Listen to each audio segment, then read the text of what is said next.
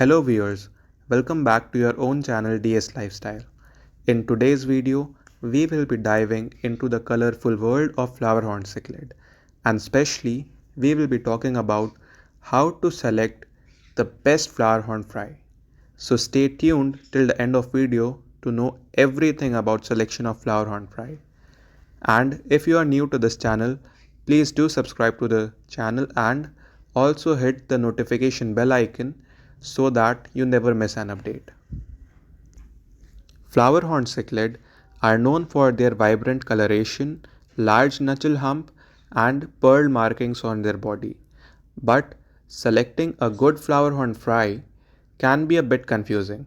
In this video, I'll be sharing top 5 secret tips used by breeders themselves to select the best flowerhorn fries. So stay tuned till the end of video to know everything about selection of flowerhorn fry.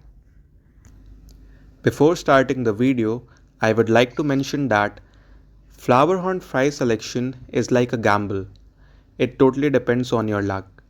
The tips which I will be covering in this video can increase the chances of getting a good flowerhorn fry, but there are none of the tips which can assure you or guarantee you that this flowerhorn fry would turn out to be spectacular. It can only tell about the probability that this flowerhorn fry has the potential to grow into a beautiful fish. So now let's start the main video and let's come to the 5 tips. Tip number 1. Selecting a healthy and active fry. When selecting a fry, you should select the one which is active and swims energetically. You should avoid the fry which is lethargic in nature and which is hiding near the filter or in the corner of the tank. You should also check the body of the fry. The body of the fry should be smooth. It should not have any kind of white spots on it. If your fry is having any kind of white spot, reject that fry. And the fins of the fish should not be clamped. It should be free. The fry should flare its fins. And you should also try to select a fry which is aggressive in nature and which follows your finger. This ensures that your fry is not having any kind of health disease. You should also look at the eyes of the fry. The eyes should be crystal clear and the body of the fish should be smooth. It should not have any abnormality into it. You should also check the anatomy of fry. I'll attach a picture of a perfect anatomy fry which will help you in selecting a good fry. Number 2. Body shape and head potential. Look for a fry which has long and thick body with no abnormalities into it. After looking at the body of the fish, now you should check the forehead of the fish.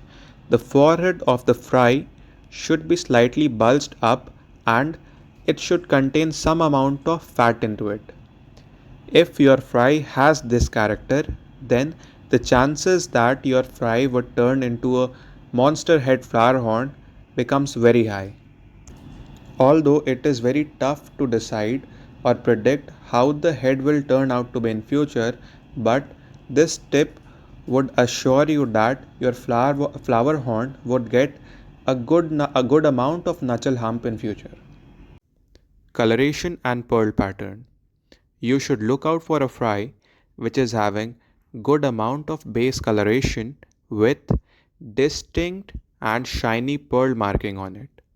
The more the pearl marking, the better the chances that your fry would get a good amount of pearl in it in future. And the better the base coloration, the better the chances of getting that base color or high amount of coloration in your fish in future. You should look for a fry which should have at least a single dot pearl on its forehead. That will increase the chances of your flowerhorn to get a full head coloration and a full head pearl marking in future. Pearls and coloration may also change with time. These tips can help you in selecting the highest predictable fry which has the highest prediction that it will turn into a good flowerhorn. Finnage and overall body structure. Check the fins for any signs of damage or deformity. The fins should be fully developed and proportional to the body. A flower horn with good finnage and a balanced body structure is more likely to grow into a aesthetically pleasing fish. Genetics. Genetics plays the most important role in the selection of the fry. No matter how much time you invest in selecting a fry, no matter how much time you invest in grooming the fry, your fry would not show the optimum results if it is not having the optimum genetics or the required genetics for the characters which you are looking for.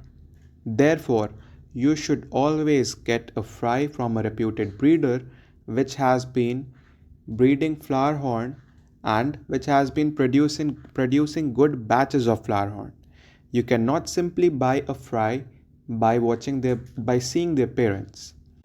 If the parents of the fish are having good hump, that won't guarantee you that your fry would also get a good hump in future. Therefore, it is very important to buy a fry from a reputed breeder which has been breeding flowerhorn and which has been also producing good batches of flowerhorn. For producing a good batch of flowerhorn, both mother and father should have good lineage, should have the genetics for producing the optimum characteristics or the required characteristics into the batch. Therefore, you should spend some extra bucks and get the fry from reputed breeder who has been breeding flowerhorn for good amount of time and who has been producing good batches of flowerhorn and who has good name in the flowerhorn hobby. So these were the 5 tips which were essential for selecting a good flowerhorn fry. I would recommend you not to rush before buying a flowerhorn. You should first research about the parents, you should check the result of previous batches of the parents, and you should also search for the name of the seller, that if the seller has been producing good batches or he has been breeding good flower horns or not.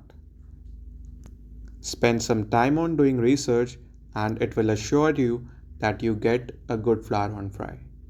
So I hope the video proved to be useful for you all.